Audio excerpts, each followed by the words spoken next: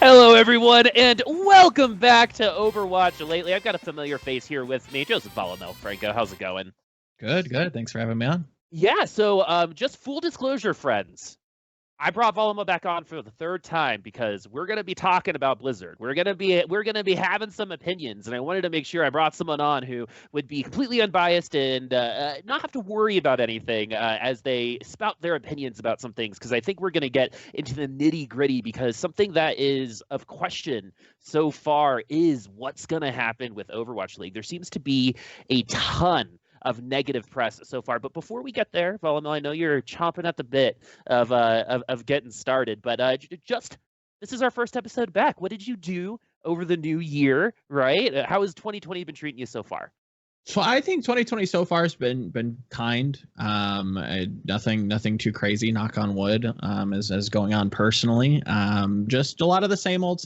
You know, doing content, trying to get out there and tell the stories of Overwatch players and talk about the league as somebody who covers it, Quinn, and has for a while, and possibly looking at other titles and expanding the horizons. It's not Overwatch has given me a lot, but it'd be dumb in any esport to kind of just plant your feet and so it's about seeing what else is out there, seeing if there's other stories to tell. It's esports, it's not just Overwatch. So it's been eye-opening, it's been interesting. I'm excited to see what 2020 looks like for Overwatch, as much as we can criticize and critique, but it is a game that I still love and I still like covering, as much as it frustrates me sometimes. So it's fun.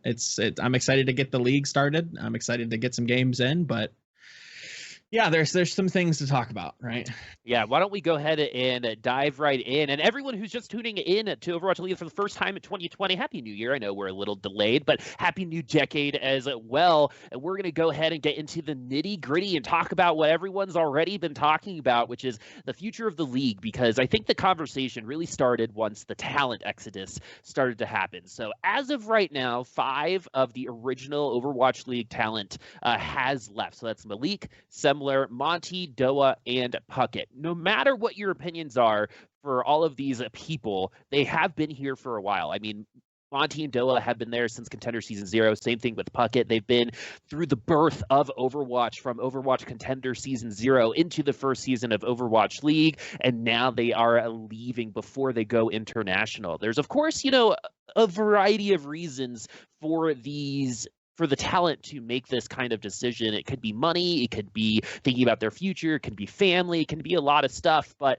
what it looks like it is bad news. So basically, a lot of people have talked about this at length, right? It's hard to be optimistic when some of your favorite personalities like Puckett, like Monty, like Doa, who've been there for so long, are leaving, right? Who are you going to latch onto? We've already had so much movement amongst players. Now we're having movement amongst the casters. It kind of feels like Overwatch League Season 1 doesn't count anymore. Almost everyone is different, right? Almost 50% of the casting staff has left. So how are we supposed to look at this, right? How are we supposed to feel anything other than a little disappointed and worried and scared? Yeah, no, totally. I think the criticism on the talent leaving is definitely valid. I think any of the spin that the league is trying to put out that this is a methodical approach to building a talent team that is going to build out the league better, I think is frankly disingenuous at the least. I think it's completely disingenuous. I think this was I think that whole statement in general is complete spin. In fact, I think that the talent leaving does say something about what's going on behind the scenes, and these are a lot of the people that did want to fight for things that Monty has talked about this at length in his interview with Washington Post, that trying to build up the players, trying to build up the talent, trying to make brands that are going to draw people into watching the league, being lifelong fans, being career fans that are going to go out and buy merch and go to shows and come to the finals and support the league no matter what. Now all those people have left. I won't speak for all of them, but obviously Monty's been a big drummer of that sentiment. So it's sad to see a lot of these people also have big brands. You know, Malik comes from, you know, a very good and solid hosting background. Sembler comes from CSGO. Monty and Doe, obviously legends in their craft, and same goes for Puckett. So seeing people that are you know, esports kind of, I wouldn't say purists, but people that, you know, want and have been in esports for a long time, building out esports. Puckett started in MLG's, you know, way Puckett is like part of the reason why we have esports. Yes, like it in at least in the West. I can't speak for Europe and especially in Korea, but in the West, like Puckett is like a forefather of Western esports. Monty and Doa, like on the Mount Rushmore, huge brands that we're now losing for, and kind of almost not creating an enemy, but you know, they're now kind of free to say what they want, and Monty obviously is a very opinionated person. So now you have, you know, Monty kind of, you know, nitpicking and criticizing the league as free as he wants to now. So it's kind of a net negative overall. Obviously there's reason for it. Like it or not, I somehow don't believe it's, you know, because they want to, you know, get better people in, because this is, you know, cream of the crop, like S tier talent for any esport. Obviously you can put other people in those positions, but are you going to get the same bang for your buck? I guess that truly is in the eye of the beholder. I would say no, but I guess other people decided, you know, other power players decided otherwise. So it's what we know is definitely for Malik that he didn't feel like the offer that they received was worth it to continue going on, right? We'll talk about Monty's tweet a little bit later, because he's calling out the new commissioner of the league, Pete Vlastelica, who I have to say I have not been incredibly excited about, right? Because Nate Nanzer used to talk to us, right? He would post on Twitter, he would do all this stuff. Maybe I'm just not seeing it, but just that type of communication, right? Like I've been playing a lot of TFT and seeing Mortdog just tweet about TFT. I know it's not the same thing as Overwatch League, right? But at the same time, it's nice seeing someone attached to Riot actually talk about these problems and not just say, oh, don't worry about it, we've got it under control. Right? There's been so much of not saying something, right? When it comes to the Dreamcasper situation, a statement, that was it, right? When it comes to, you know, a lot of other situations, when it comes to player bans, how not consistent they've been, right? We need a strong leader to lead the wagon. When 5 people leave, right, no matter how much of an asshole they could be, right, no matter how much money that they were asking for, right, they would have tried to find a way to keep through this, because after talking to some of the talent, they're still very passionate about Overwatch League, and they know how important it is for the league to be successful for the future, for not just Overwatch, but for a lot of other things as well. Yep. Totally. I think I think you just not to cut you off, but that's super important. When you see a lot of people criticize the league, they're not criticizing because they hate it. They're criticizing because they know what happens if this doesn't work. Yep. If this doesn't work, this has knock-on effects for every other esport in the world, because you see a ton of investment going into something that's completely, you know, bunk at you know, hypothetically, if this ship just goes under, that has huge ramifications for other esports. So this is a frustrated lover rather than somebody who just hates you, right? Yeah. A lot of these people understand that. So we can't just, you know, decry them as heretics and push them to the side. No, these are people who understand the severity of the situation and want it to succeed. The ideals are different. It's a battle of ideals. It's not, we hate Overwatch, boo Overwatch. They have their opinions about Overwatch, you know, don't get that twisted, but they understand that this needs to succeed for everybody.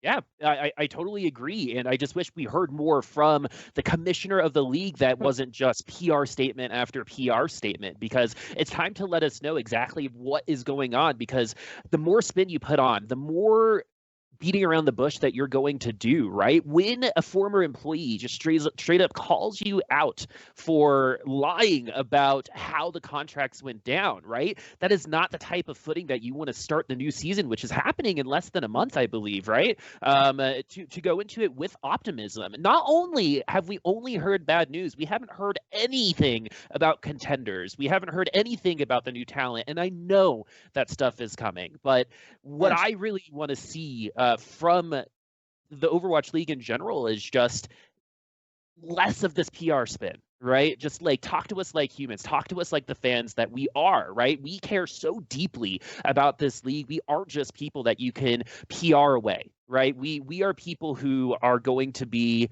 investing and buying your product, and we're not stupid. And sometimes I feel like that's kind of the interaction we get as fans, where it's like, okay, we're complaining, oh no, you guys just don't understand, Genji's the sixth best or whatever, or DPS in the whole game. Yeah. Right? Like, that's not the type of stuff that I want to hear from the game that I've spent 3 years of my life investing into, right? Yeah. When I hear things like, oh, we were thinking about 3-2-1, the thought process behind a lot of these changes, which we'll get deeper into a little bit later, is it's just tough. It's tough for me to hear, tough for me to continuously digest. And what happens is all we get to do is complain, right? It hasn't been anything in the last month and a half that we can say, all right, we're super excited about this, right? Let's get behind this new talent, or let's get behind the new league, right? They haven't given us anything to eat off of, right? They haven't given us that hot dog in front of the stick to continuously chase and buy their products like the sheeple that, I mean, literally all of us are. You fill NFL stadiums with people who wear the same jersey, right? Yep. And so, hearing the event a little bit, Volamel, because I have opinions about some of this stuff, but I want to hear from you, because you get to hear a lot of people's opinions as a journalist, right? You've been covering Overwatch for as long as we've all been here, and you as a journalist have gotten to hear a lot of opinions. Are they shared with mine, or are there people out there who are like, no, this is what's really happening? And if there are people out there, do you even believe them? So let me preface this with a question towards the tail end of that. What do you mean by, it kind of expand on what you're trying to say? Like, what do you mean by, like, what are you hearing? Like, are you talking about more of like a casual fan? Yeah. So, like, if you're just talking to people, right, just in your general conversations about Overwatch League, what are you hearing? Because you're having a lot of those conversations in your field. So to kind of start with, the more ingrained, interested Overwatch League fan, rather than, somebody who kind of tunes in a little bit more casually. They're, highly speculative. They're kind of worried. I think in general, people are tired of the constant battering of the league, but they're also not doing themselves any favors in that, because communication is not there. We don't have somebody forward facing. The most forward facing person in Overwatch is Jeff Kaplan, and he's a developer. That's not something that we should have in the league. We don't want a developer being the forward facing person in the league, right? Like, we want those two things to be separate. We want Jeff to be the crier for Overwatch, and we need somebody in the Overwatch League to be the forward facing person to say, hey, look, this is what's going on, blah blah blah blah blah. This is our roadmap. And I think that's something that Riot's done extremely well. We can have a separate discussion on their politics and their mistreatment of people as well. But what they have done well is shown the community, hey, this is what we're working on. This is where we're at. This is where we messed up. And I think that's something that the Overwatch League and Overwatch in general just doesn't do. I think that's what we're seeing. People look at that and say, like, oh man, wouldn't that be nice? Wouldn't that be nice? That's something that I hear a lot. And even from the casual people that I do, talk to, I have friends that are interested in other esports that aren't super interested in Overwatch. They've played it. They've moved on.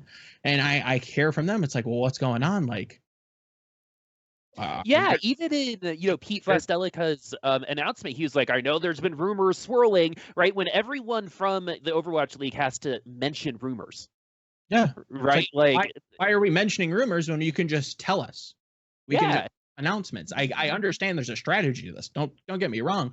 But I think they need to be a little bit less rigid when you have huge PR scandals like this. It's okay, cool. We have, the new jerseys coming out. That's, fine and dandy, great. But with a game that has low content, that it's public that the developers have moved on to Overwatch 2. We don't have the developer updates, which I think are completely missed at this point. Like, we deserve them. We need them. We need Jeff to come out and say, hey, this is how the game's going to be doing. This is what we're testing. I think that's something that is, needed now more than ever. I think, in general, it's a sense of worry. It's a sense of, what if. I think a lot of this goes by the wayside. And I think that's what the league in general, PR wise, is looking at. Once the game, once February hits and the league starts, everybody will settle down. They'll have something to chew on. Everybody will be fine. But that comes with its own sense of, its own question marks. Again, I've been on record saying, are we going to see visa troubles? How is the league going to handle that? Are they going to talk about visa issues? How are the teams going to handle that? What happens if travel's delayed? There's this whole ship that's being built as we go is now kind of out on the open waters. We're not on, boogie boards anymore. We're the Titanic, and this thing can't capsize. This succeed. Well, that's such a great metaphor. It's almost like they're building Noah's Ark during the flood, right? It's like we need a boat, and it's like, yeah, it's already flooded, man. We know we need a boat, but I won't. So that's another thing I do kind of want to mention briefly is that there are very polarized people in the community at the moment, and I think it's we need to take a little bit of column A, a little bit of column B. I don't think that this is going to fail just immediately on its face. I think there's a lot to prove. I think there's a lot in motion that has to work, but we haven't given it a chance to work. So just to say that it's going to fail and we're all doomed, everybody get off the ship, I wouldn't go that far. But I think it's safe, and I think it's fair to be a little worried and to kind of ask for some sort of closure, some sort of answers to questions that very prominent people have posed. Well, the unfortunate thing, as you're talking, which I've never really thought about before, right? And I think this might potentially be the solution to the problem, Volamel. Are you ready? Sure. Are you ready for this? I think one of the biggest issues is Overwatch has such a wide variety of people that they're trying to attract, right? And unfortunately, I think people like you and me who have that business kind of like background, who know the inner workings of what's going on. I worked for Blizzard. You've gotten to be at BlizzCon and been in the media area, right? A lot of our friends have been involved with Blizzard in business and, friendly type of situations. And I think the hard part is maybe the Overwatch League isn't for us. Right, it's for that generalized sports fan, right? That person who's going to buy that same colored jersey as the person next to them, fill a stadium of that same type of person. Because if it was more detailed towards those hardcore fans, for those contenders watchers, right, we'd have more content. Right, we'd have more content to help us out with that. We'd have more deep dives that aren't just turning a sour moment into a sweet one, right? We'd have, but like the hardest part is no one's going towards that content. No one's digesting that content, right? We have tons of, honestly, some of the best journalists of any esport that I've seen outside of League of Legends in a really, really long time, right? But you got the Game House, you got Liz writing for, Overwatch, you've got yourself, right? There's a lot of really good content, but no one is watching it. The content that's getting watched are the meme videos. It's, J3 and the Bug and, all this other stuff. So like, what is Overwatch League for, right? Or who are they trying to talk to? Because I think they're being rigid in the way that they're going about how the future of the league should be, but they're rigid for a goal that I don't think they know quite yet. Are they going to try to attract me and you? I think you touch on it right there. I think they don't know. They have an idea that they want to be outreach focused. They want to bring in people who aren't traditional esports, faithfuls. They're not, they're trying to attract the non-purists. They want to bring in people from TV. They want to bring in, an older demographic. They want to try to bring people in that haven't been in esports, and that has worked. By and large, that has been successful. I talk to people at BlizzCon, people at the finals constantly. I run into people who tell me that A, this is their first esport that they've covered, that they've watched, that they've been participating in actively or casually. And B, I've also heard people that this is their first video game. Like I wasn't really into games before. Overwatch has kind of got me into it. And, I guess I, have a team to root for now. So that's been successful, right? So that's square one. Now we're bringing in people that aren't, traditional esports viewers, and we're giving them, content that has worked elsewhere. So we see what worked in League of Legends. We saw what worked in Halo, StarCraft 2, stuff like that. And we're trying to feed it to a child that only eats candy. We're trying to give them vegetables, and they're like, no, I want cake. And it's like, okay, like that's not a bad thing, you know. Again, like it's a bad metaphor, but you start to see what I'm saying. Like this they don't understand. They don't want this stuff yet. I'm sure, you know, once they see Overwatch, they move on to other esports titles, or if they even stay with Overwatch and dabble into other esports, they start to, you know, be a little bit more interested in these things. And I think that's kind of what Monty's saying towards the end of his Washington Post article. You know, they kind of have to grow up, but they have to mature in esports a little bit more. But they have brought in new people. We're feeding them content that has worked elsewhere, kind of old content, stuff that's worked. And that's where the content clashes. And yes, the journalists, this, that, the other thing, I won't be biased there. But you look at like a team like the Houston Outlaws that has a huge brand. You look at their YouTube, you look at their socials. By and large, a team with that kind of branding, with that kind of content behind it, with that kind of editing, would do millions of views in other esports. It just isn't working now because we're bringing in new people. We're bringing in a game that hasn't been updated, has a very slow content drip. In general, the league itself doesn't know exactly what it wants to do. We're seeing now from a lot of the people that have left that there's been battles behind the scenes of, no, this is what we need to do. We need to build up the players. We need to build up the casters. We need big brands. And then there's other very traditional sports focused people that say, no, it's the league. The league has to be the most important thing. And then everybody else can get a share of the pie. There is no unified direction in the league. You have people that, you know, want it one way and other people that want it the other way. And that's not necessarily a bad thing, but they're not really, the strategy has been very outreach focused and bringing in new people. So it's leaning more towards traditional sports, and they kind of have to go that way. And to answer your question, it's not built for us, but it's I think we're finally coming to a realization that it is going in that direction, and we kind of either have to be okay with it or, you know, let the ship sail and be okay with that. Yeah, you know, and it's totally fine onboarding newer fans, right? That's what esports needs in general across all platforms in order to sustain, right? I think the broader issue is, all right, now that we have them, what are we going to do, right? Because it kind of feels like even before all of this, right? You go into some of like even just how people like their casting pairs, or even like just how they like certain players, or, you know, certain streamers are their favorite. The fans are just like ready for battle. You know what I mean? Right? It's like, oh, you know, Monty, like on Reddit, it was really hard to read because like when Monty left, there was a lot of, oh, he wasn't a good caster anyway, you know, and, you know, this, and this. And like, that doesn't matter to me because he did way more than that. But what I'm worried about is just the fans can be very fickle in the way that they, now Monty's not here, and they can bandwagon onto certain people, right? So how do we fix this? How do we turn this around and say, you know what, this is the face of Overwatch League? Because I could not tell you what their mantra would be, right? I could not tell you what their thought process were, because if they were trying really hard, they'd have a solution for contenders. If they were trying really hard, they'd have, you know, 6 or 7 casters that are getting training that aren't in Overwatch League, right? And I know that's not happening. And so what do they like? What is something that you want to see them do moving into the first season in terms of just Overwatch as a whole? Because it's not just Overwatch League that has questions, right? The game itself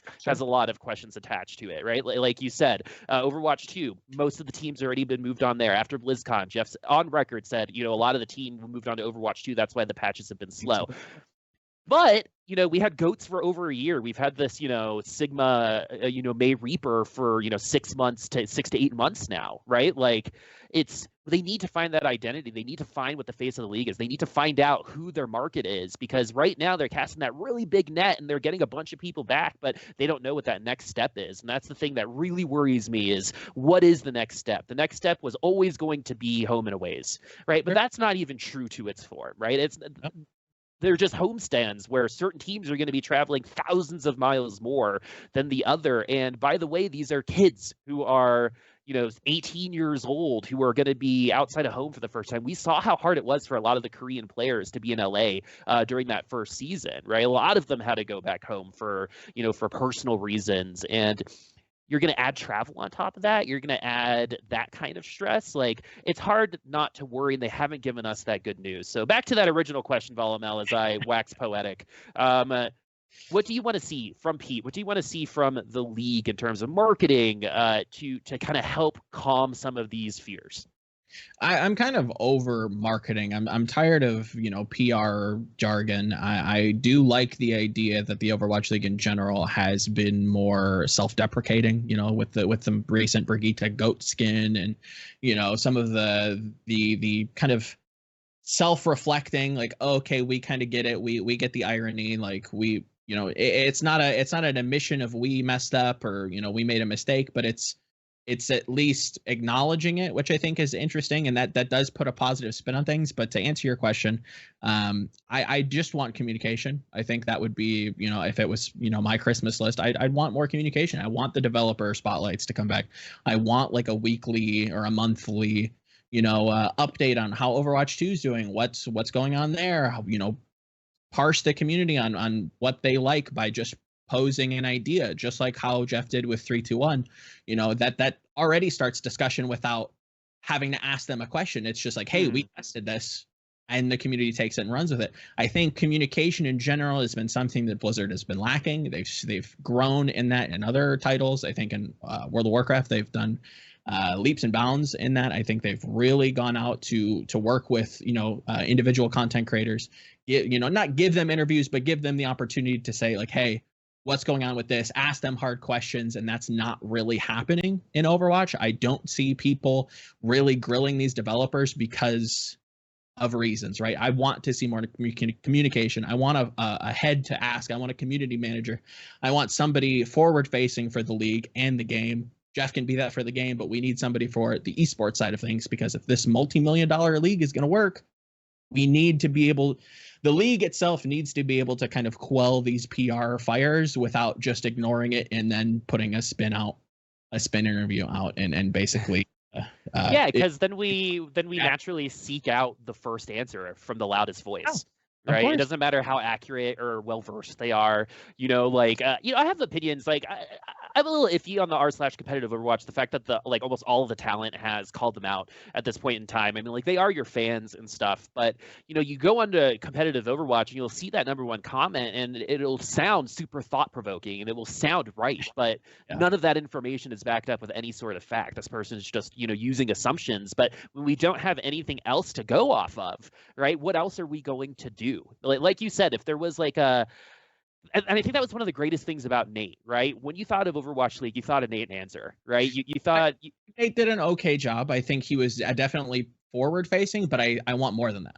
I want somebody who's going to really be out there and create. I almost want them to create their own content, not opposing the league, but along with the league, to say, hey, this is what we're doing. This is the stance we're taking on this, and this. This is the roadmap. This is what we're going to do. Hey, we messed up here. This is how we're going to fix it.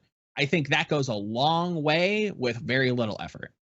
Yeah. Well, and I think the other thing that it's shown is we've had 2 commissioners. That's it, right? And we've had Nate, we've had Pete, and I even though you want more, like the way that Nate was doing it, I think was just better, right? In the way that it felt, right? And no matter what you think about Nate Nanzer, him going to Fortnite, chasing those dollar signs, right?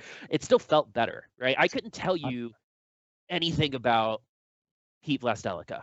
Right. But I could tell you personal things about Nate, because he offered those things up. We weren't just a business opportunity for him. He really wanted the Overwatch League to be successful. And for Pete, it's a little bit different. I mean, he is coming from a Fox Sports background, right? He is traditional sports, and he knows exactly how to run this as a business. But we have to understand, just like 21st century skills, right? Our parents are going to say, oh, this person who, people like Anthony or the Master Cook, right? Or Bad Pachimari, it might seem like they're just shit posting, right? But those are 21st century skills in terms of building communities, right? Those are the types of skills that you can take and build upon to build communities in anything, right? And that 21st century skill stuff, I think, was what Nate was a little bit better at. He knew exactly who he was talking to, where Pete's coming from like an old business type of background, where it's a little bit more of that bureaucracy, a little bit more of that, that press statement. So what's your final thought on that? We're going to talk more about Pete a little bit later, but just to kind of close it up for this caster change plus worries type of scenario that we've been talking about so far. I think in general, it's safe to worry. I think it's okay to worry. I don't necessarily support the opinion that, you know, we shouldn't be worried. Everything's going to be fine. This is all going to work. I think it's very safe to be skeptical. I think it's, you know, there's a lot more to worry about than I think people are even worrying about. We're talking about, you know, casters, but what's going on with the broadcasting rights? Where's that going? You know, I made a cheeky post on Twitter that apparently people had opinions with. You know, what's going on with the desk? We haven't had new talent be integrated or announced, and we're a month out. I think in general, if I had to guess, they're drip feeding, you know, roster announcements, you know, roster changes, stuff like that throughout the season to try and keep everybody satiated. But I think now more than ever, I think they need to be reactive, and we know Blizzard's very good at being reactive. And we need some of these statements to come out a little bit sooner to kind of, you know, remind people like, hey, this is still going to happen. There are new people coming in. Be excited about them. You know, go out and seek some of their stuff. Go out and seek their content. And, you know, this is where we're going to be. This is our new home. What's going on with that? All we have right now are bad things. We only have this PR fire. So to put it out, why don't we give them something else? And yes, you know, jerseys are cool and they do look fantastic, you know, shout out to that, but that I don't think that's big enough. I don't think that's, you know, it definitely feels, look at the shiny thing real quick, right? And it's not, you know, all bad. What Overwatch League has been able to accomplish in the couple years that it has, it turned esports into a city-based type of experience, right? Other esports are going to copy what Overwatch League did, and unfortunately, I think for Overwatch League, and Blizzard should know this because they're the best at doing things second and better, which is because they're the first of its kind in terms of that population, in terms of that outreach. They're going to be the first to experience a lot of these problems, right? So hopefully, as they're going through it, they're learning their ways, but I want to see more direct changes in terms of how, like you said, that content's coming out, not just jerseys, right? We want more than jerseys, and it might be drip related, but we would have loved to hear about, you know, the desk, right? Because we know that Sideshow and Brenner casting, right? We know that there might be people on the desk. This would be a perfect time to be looking forward to a new casting pair, right? Even though it might be early. So, you know, there might be other reasons, whether it be that, you know, they haven't signed just yet. And I know these contract negotiations can go really, really long time, but I mean, this is the third jersey announcement that we've had, right? It's not even the first one. And so I think there's reasons for that. This isn't the show to kind of talk about that, but I do think, you know, fashion in esports is definitely, you know, lifestyle. Weird mix, but it works and people are super into it. So that's where I think that comes from. And to really quickly go back to like the first of its kind thing, I do kind of want to, it is kind of reductionary to say that because we have had, you know, the Championship Gaming Series come out and do something similar back in, I want to say it was like 2011, 2010, somewhere in the early 2000s, do something somewhat similar and completely bomb, and we still have knock-on effects from that. So it's not completely the first of its kind, but it's the first to kind of last this long. I would definitely give it that credit, but I'm kind of over the whole, oh, this is the first time, and that's not really a knock to you, but we constantly hear this perpetrated, and that's not really true. Oh, well, I mean, it's good to be educated on that kind of stuff because kind of history, but yeah. Well, but it's not just that, right? Because it allows them to continuously use that excuse as well, right? Oh, this is the first of its kind, when there have been, you know, little attempt at something similar. I won't say that CGS was completely the same because this was more of like a triathlon. Like you had like Dead or Alive and like Forza, and it was different, but it was very much the same idea of like city-based teams. There was a draft.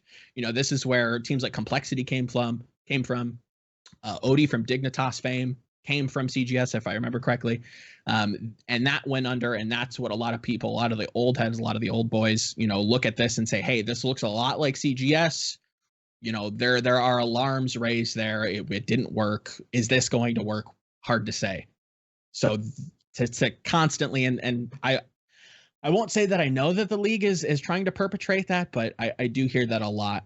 That like, oh, this is the first time that like franchising has been done. It's like, well, kind of, sort of, right? You're not wrong, but you're also like not technically correct. So it's nitpicky, it's semantic, but I will say if you want like a good case study, I would go back and look at CGS and a lot of what people have said about that disaster affecting esports, you know, are a lot of the worries that people have about the Overwatch League. future article from Volamel, maybe not. We'll see. But let's I have to do a dive onto that, but yeah. let's talk a little bit about some of that old hat. We're gonna go back to Monty for a second because there's two things that I want to talk about here. So the number one thing is that Monty has been on a tear since he has left Overwatch League. I know Monty personally, so like full disclosure for everyone listening, if I disagreed with him, I would say it, right? He is a friend of mine, and I just want to say this, right? Monte Cristo, no matter what you think about him, has a big brain, right? He might be a little forceful in the way that he talks about his ideas, right? But I would say 9 out of 10 times when I've talked about Monty, the things that he said were going to happen have happened, right? So in my opinion, he's someone that you like don't want to be right. You know what I mean? But when he is, you're like, he got me again, right? And you want to learn, but it just isn't happening. And so, two things kind of come to mind here that's really interesting to me because Monty's been on a tear. He calls out Esports Observer for printing an article where Pete says, oh, the talent left because we were looking for, to summarize, it was pretty much like, oh, well, we were going into other talent, right? Sure.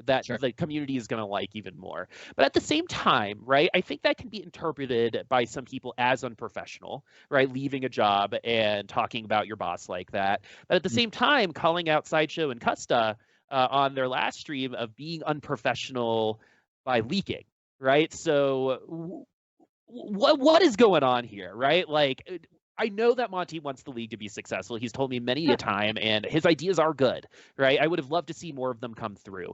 But like where is that line? When are you actively working against Overwatch? I don't think that anything that he said publicly is working against Overwatch in particular. I do wonder if he's necessarily calling out the Esports Observer or saying what Pete's saying in that statement, in that Pete response isn't necessarily true. I'd have a discussion with him on that, on if that's, I think that needs to be kind of cleared up, because if that's the community's perception, I do wonder if that's the way that he intended it to come off. But there again, I won't say that I know Monty personally, but I don't know that he really cares. But to kind of to talk about the whole Sideshow and the leaking thing, as much as I do like Sideshow and I love what Plat Chat does, it is, if we don't have the people put in place to safeguard some of these things so that the league itself can run their own marketing campaign, and some of these teams can run their own marketing things, and they're coming from like very trusted and respected sources in the league that work for the league, it is unfortunately kind of unprofessional. We if they have a hard time managing that filter, then I would suggest, getting somebody in who can, fact check you and say like, hey, this isn't public yet. We need to edit this out. We need to edit that out. Kind of like a content manager, just so that this doesn't happen, because we do want this to keep, we want Plat Chat, right? The league in general loves Plat Chat. For the most part, that's the content that people point to and say like, hey, I'm really interested in the league and learning more about it. Where do I go? Go to Plat Chat. That's the casters that you've heard, that and love, talking about more casual things about the league in a more looser setting. That's what we should be promoting. And if this continues and, the strategy and the management kind of falls through and, Custa said this and Brent said that and Sideshow and this, that, the other thing, there's a good chance that the league just says, hey, that goes away. No more Plat Chat. You've proven that you can't stop leaking. You lost your pizza party, guys. No more pizza, right? You didn't come in on recess in time. Now no more pizza party. We want that. So I think I think Monty's correct. That has to stop, because that's a good thing. They're kind of getting in their own way almost. So I think, it's I would agree with Monty. That kind of has to be quelled. Well, and I think what's really interesting is that like we look at people like Sideshow and Bren like they're, they are professionals, right? But what I mean is they're both under 24, right? Like I am older than, I think right now I'm older than every single person on the Overwatch League talent. Maybe it doesn't matter if that's true or not, but I'm definitely in the upper echelon of age, right? Sure. And what we forget is because, like, bringing back that 21st century skill, because Bren and Sideshow are so good at that 21st century style of internet, right? They grew up with it. They know how to use it. They know how to utilize it to the best of their ability. I mean, like, Bren uses TikTok. Like, I still don't even know what that is. And so, and we look at them and we're like, all right, they should know, right? But in the end, they don't, right? Because no one maybe even taught them that, right? Like they've leaked stuff in the past and it's been kind of okay, right? They might have gotten a slap on the wrist, not in front of everybody, but again, like you start letting, you give some people an inch and they'll take a mile no matter how awesome you are, right? And then what it kind of just starts feeling like to me is just like everything turns into r/Overwatch TMZ, right? It's about the leaks. It's not about the content. It's about who's going to be the first to hear a secret. It's more about who is fighting with who, and it's not about Overwatch. And that's the thing that I get most worried about. I will say that because a lot of people, this is their first esport, the first esport that they're kind of invested and watching and covering and following the ins and outs of. It is a grass is greener argument because we see this with traditional TV. A lot of the drama, that's what sells. We want, dramatic reality TV. We want reality TV. Traditional Enquirer type stuff, right? That happens in other esports. They've just cultivated a community that has dealt with it for so long that it doesn't just topple everything else. Because this is so new and people are so interested in learning more about it, it is more salacious. It does kind of topple and run and just kind of steamroll everything. It is difficult to kind of put content out when stuff like that happens because it does just steamroll the headlines for the next week. But it's something that will get better with time. People will be a little bit more tempered to the drama, the this, that, the other thing. He said this, they said that. Again, like you look at like League of Legends, for an example, G2 is going around talking about how they're lane swapping and, this person has beef with that person. That is going to always do very well. It just does better. I think it just gets more attention in Overwatch because we have such a young esports audience, not in the sense of their age, but in the sense of their time with competitive gaming. All right, and they're going to have to grow, we're going to have to grow together, right? Even though sometimes we don't like our younger brothers or sisters, we still have to live with them. And it needs to be, and that's okay, right? We learn from each other, and I think we could do a little bit better job, like you said, of like understanding the nuance of a situation, that it's not all or nothing, right? We've been inherently negative for a lot of this, and I want to reiterate this. It's not because we hate it, right? No. I don't come on and do the show because I hate Overwatch, right? I love the game and I want it to be as successful as possible, but I'm worried, right? And I've been one of the bigger spinners out there, I think, just in general, right? Just like, oh, it's okay, right? My background is in like PR and business development, right? I can spin anything, but this one is a little bit harder for me to spin, and that's been, I think, the biggest challenge for me. But let's go ahead and talk a little bit more positively, because I think Jeff did something that we've all been waiting for a very long time, which was he talked about internal testing. Right. It's so interesting because I do some other content with TFT, and we got to talk to the developer there, and we got to hear kind of like the inner workings of how things get made. Right. And I think that for Overwatch, it's just really cool to hear why these decisions get made in the end and go through the process of why something fails or is successful. So just for those of you at home who don't know what we're talking about, Jeff talked about the fact that in Role Lock, there was a very, very, very large amount of people who were testing 3-2-1 instead of 2-2-2 in 3-4-5. Yeah, that's a total of 6 each.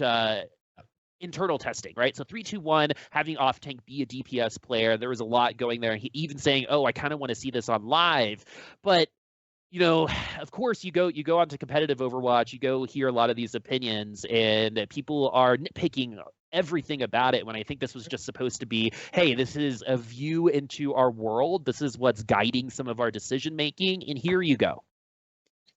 I think that kind of is a symptom of the landscape at the moment. We live in a desert, and that was an oasis of information that we're not used to in a long time. That was kind of a text-based developer insights. Not, I wouldn't say an update, but an insight into, hey, this is what we were trying, and all we've gotten so far, in the competitive Overwatch community is not a whole lot. We've gotten some roster announcements, and we've gotten some speculation. Power ranking season starting, which is great. But in terms of official content, official word from the the developers or the league ops, this, that, the other thing, this is the first time we've seen or heard from them in quite a while since the Jeff Yule log, which I'm sure everybody loved and had on their TVs during Christmas. But I think people latched onto that because it was we are kind of starving for content. And leaped at it and said, hey, we don't like this, or hey, we love this, much in the same way that if map drafts were to come out and talk, Jeff talks about map drafts and hey, we were testing this and this is what we came up with, I think you would get the same response. You kind of showed it didn't matter what Jeff said here about the internal testing. I think the topic doesn't matter. It's just where we're at in this in the Overwatch community, and that goes to the casual audience as well. It's not just the Overwatch League, but Overwatch in general is going through a content drought. And to hear like, hey, this is what we were testing, it's not a hey, this is what's coming, it's not a hey, this is what's going to be happening in Overwatch 2. It's just like, hey, this is what we were testing, and people latch onto it and blow it out of proportion. I don't know if you want to exactly talk about what it was about or how it was received or how I receive it, but in general, I think the reason why it got to be so popular and talked about is because we're in a drought. We don't have there was nothing else to talk about, right? And it's funny because it feels like there's a lot to talk about when you really look at all of the news that's dropped, right? It really hasn't been that much, but we're just so ready to digest and consume, right? That we're ravenous. We're coming out of hibernation of the off season, right? And we just want something. And when these kinds of things happen, and unfortunately, it feels like that everything is like not set up for success or like doomed to fail, right? That when Jeff does do something like this, there's this inherently negative view from 50%, maybe, they might just be a vocal minority. Maybe it's like a 20% amount of the community, but that's what we're hearing, right? And then people's opinions get changed and the way they feel about things, and it can be pretty tough. So I hope we get more of this, right? Because I think it really goes to show that they are thinking about these things. It was much better done than Genji is, 6th or, 8th place, right? That was not the best way to go about it, right? Because that was a little bit like, you guys don't know. That was a little finger wavy. You know what I mean? Like, you guys just don't know. Whereas this one was like, let's teach, right? Yes, let's explain the thought process. Hey, this is what we were trying. It's there are two different arguments. One is, hey, this is why we're doing something, and hey, this is what we were trying. It's not necessarily what's coming. It's not necessarily on the horizon, but hey, this is what was passed around the water cooler. But in general, with that, I think we won't see a ton of that in the future or in the near future, because a lot of the developers, like I said earlier, are, and that is public, are on Overwatch 2. They don't have the time to be able to go out and create this content and really go on the forums and post and make video content, or at least I would hope they wouldn't, because if they did, then why aren't we doing it now? That's kind of where I'm at with this. I don't think we're going to be seeing or hearing from them for a while until Overwatch 2 is ready for beta, which is sad. And that's where I look at the league and say, okay, if Overwatch itself as a game isn't going to be receiving any kind of content ideas or anything's going to be updated about the game, how is the league going to better communicate with its audience and its fan base that is looking for content in the game? If the game isn't going to provide it, how is the league going to not necessarily provide content? I think that's the wrong wording, but just communicate better with the player base, or the fan base, because they want communication. They want to be told like, hey, we're not going to be able to do this. We can do this. We can't do that. Here's, kind of why, like a small peek behind the curtain. I'm not asking for you to open your books. I think that's, immediately where Reddit and YouTube is going to take this. But, just a small peek behind the curtain to say like, hey, we're trying to get better at this. It's not something we're super set up for, but hey, we're trying. We're at least trying to talk to you, communicate with you, and dispel any rumors that may or may not pop up, because it's not just about what the people leaving the league are saying, which I would tend to believe them over the league, but it's just about what goes on, what the normal rumor mill that happens with anything, and putting that to bed, putting I loved the article that came out with the player salaries. I think that was a good idea in practice, and then it comes out that some of that info was either outdated or just blatantly untrue. We need a little bit. I think they have to try a little bit more to get better at it. If that makes sense, they have to keep trying and failing to get better at getting it correct. But just leaving it alone and not communicating with anybody doesn't do anybody any good. So I think in general, you're not going to be hearing from the devs probably too much more, and that's where I look at the league and say, hey, what are we doing? Yeah, I want them to try, and it's okay if they fail, but like at this point, they're kind of running out of time. That's where I kind of go. So let's talk about Overwatch League a little bit more, because the patch that the first stage is going to be played on is going to be the current patch. Did it just go live? It's supposed maybe no, it was whatever the Lunar New Year patch is going to be, and sure. So we have the patch notes up for you. And what do you think about it? This is going to be stage 1 of Overwatch League. We still got some Batiste going on, even though he got some hard nerfs. In my opinion, the actual ability immortality field is the issue, not how long it stays up or what the duration is going to be. In general, I'm pretty apathetic towards this patch. I think the Diva change opens up things. I do hope that the league in general is a little bit more meta diverse.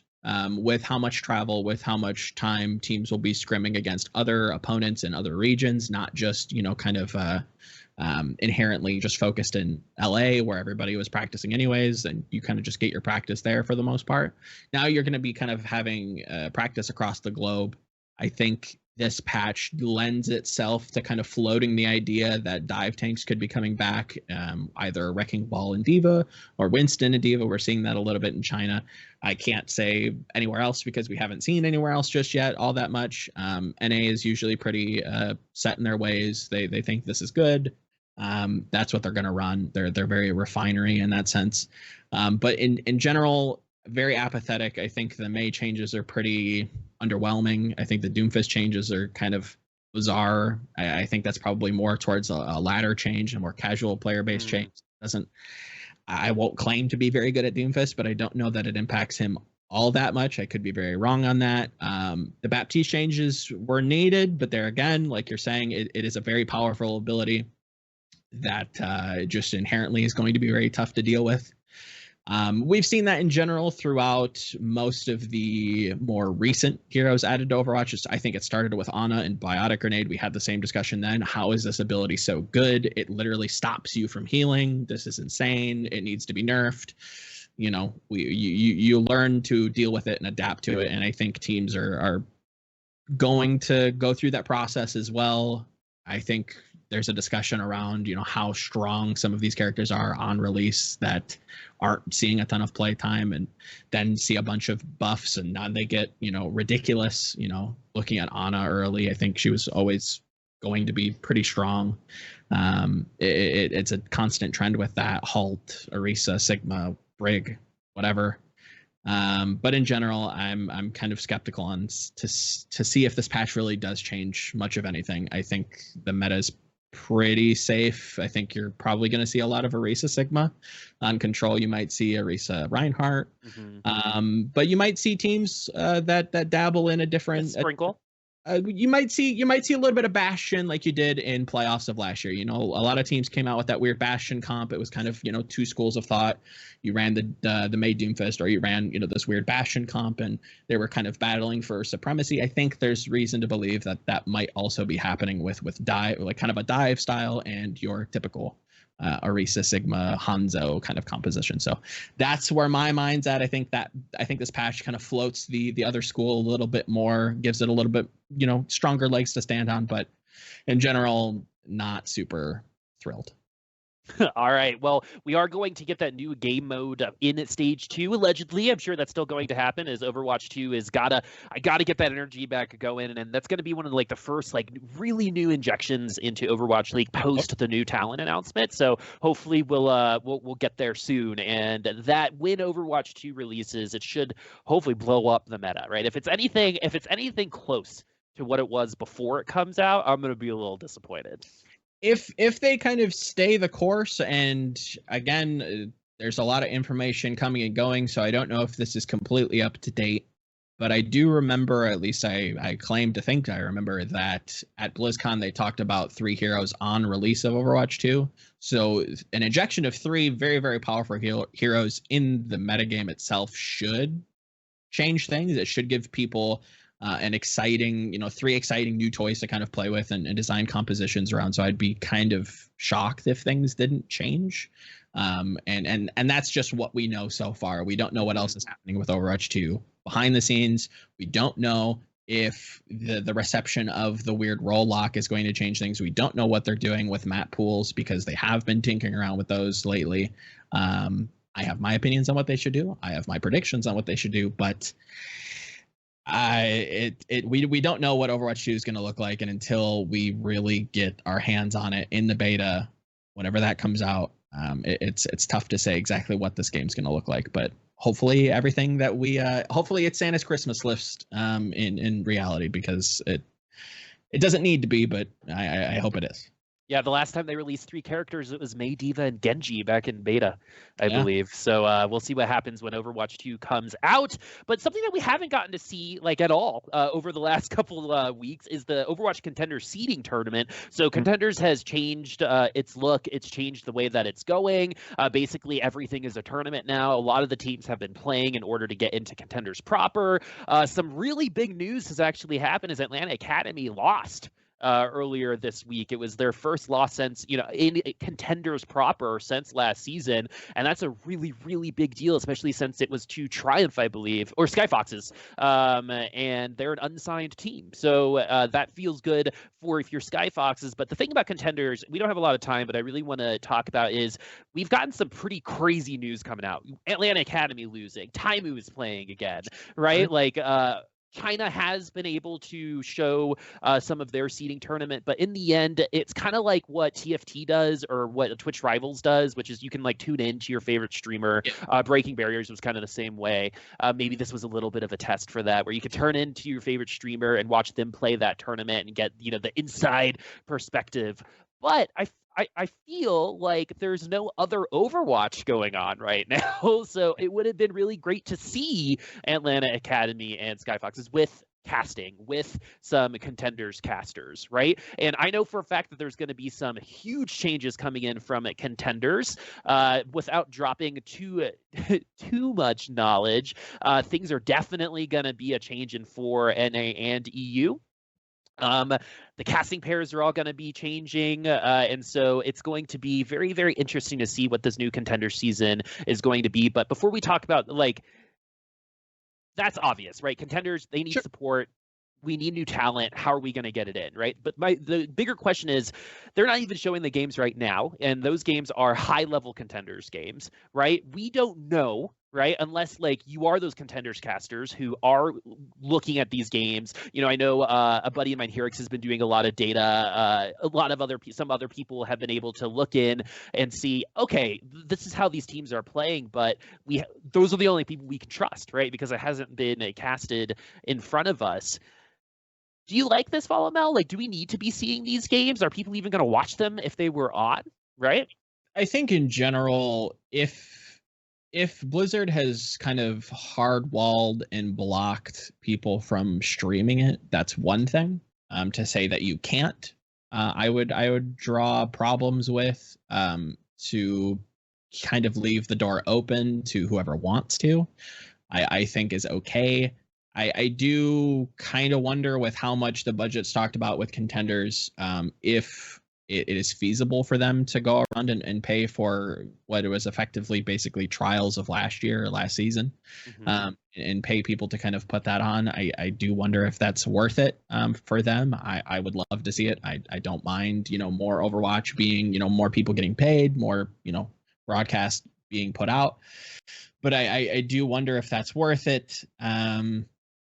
In general, I do like the idea of contenders. Do I think that academy teams are worth it? For the most part, yes. I do think that things could be a lot better with academy teams and contenders in general, but I think that comes down to the teams itself not knowing or not having the time to put into academy teams properly, because this is, again, a boat being built as we're being put out to sea. So it's tough for them to put the proper time into developing talent.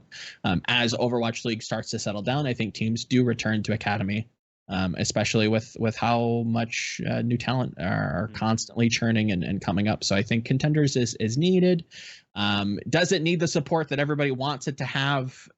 Immediately, my kind of opinion is maybe not right now. I think dialing back a little bit and focusing on the league itself is probably what Blizzard probably plans to do. I would love to see more money go into contenders, but if it's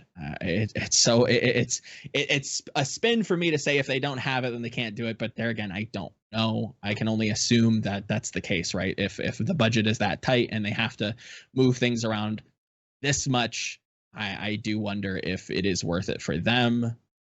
I do think it's important in the long run. Does it have a very fanatic fan base? 100%. Does it have a lot of brands that are very popular? Arguably, I wouldn't say just as popular, but that's not fair to say, right? Like even some of the lower teams, like I wouldn't even say it's comparable, but like they're creeping up. They're becoming popular. They're growing a lot. And that's not something that the league can afford to ignore as a whole, or just as an esport. We shouldn't even talk about the league. We should talk about Overwatch esports. That's something that we can't ignore. I think it needs another, as weird as it is, like we need to restructure and really think about what this wants to be. Again, Overwatch has an identity crisis, and we can see that in contenders with how often the format changes. We can see it in the game. All in all, I think we just need to find something and just stick to it and just let it run its course and then tweak slowly as things goes on. Massive changes aren't going to do anybody any good. And I think that's probably why you're starting to see contenders, they're trying to figure out where the budget can go. And if, okay, cool, there are interests, the public has been, interested in watching it. Okay, cool. We'll put budget into it next year. But because it's the first season of contenders in this format, they don't know yet. So I do sympathize with Blizzard. I do hope that contenders does get a little bit more love, as we've been asking them to do for, it feels like years now. But contenders does need support. Maybe this isn't the right time.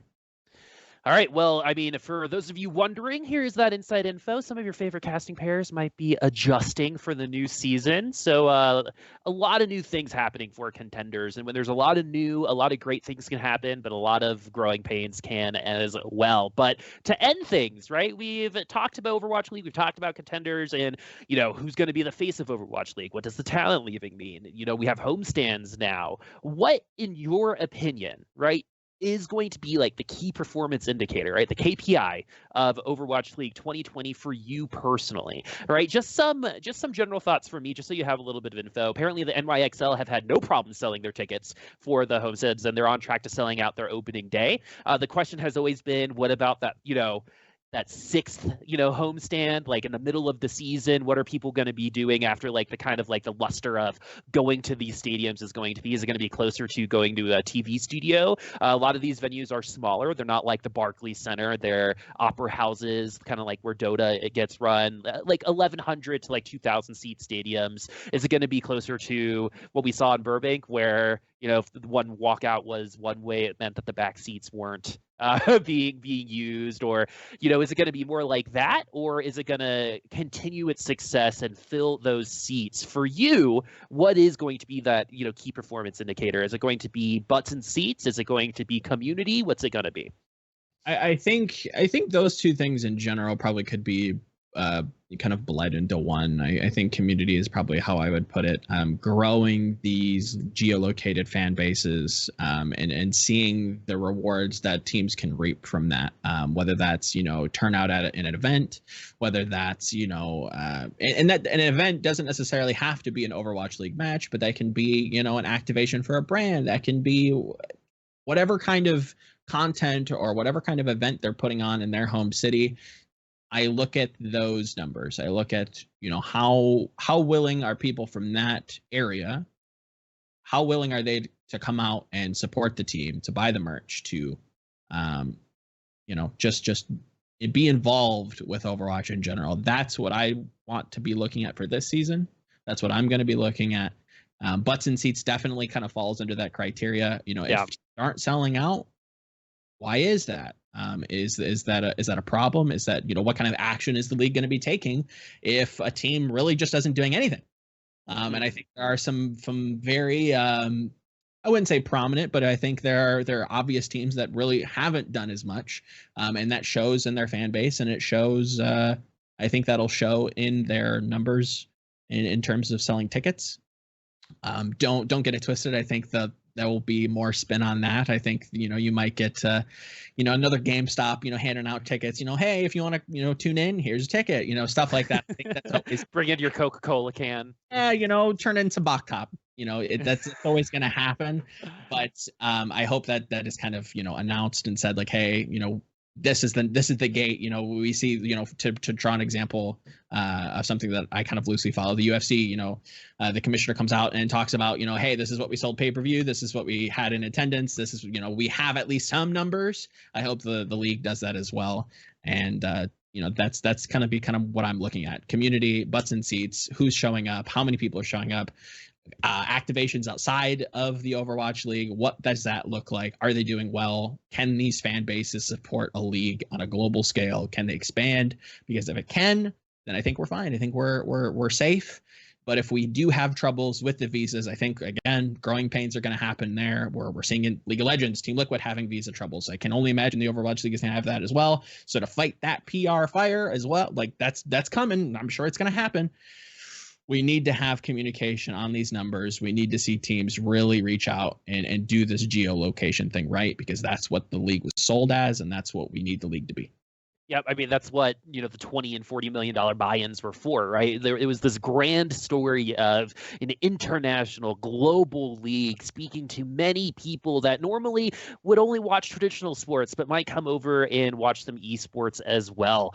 And so 2020 is going to be make or break, like all of us have been saying, for Overwatch League, and we're all going to be excited to see it. I'm definitely going to be going to some of those homestands. If you're a fan of Overwatch and you're close to one, you've got to go, whether it be in Europe and Korea and China, or here in the United States. If you're a fan of Overwatch, this is the year to really celebrate that, because if we want it to continue, if we want this kind of league to be successful, we have to do our role as fans as well and put our butts in those seats and not just wait for things to be given to us as well.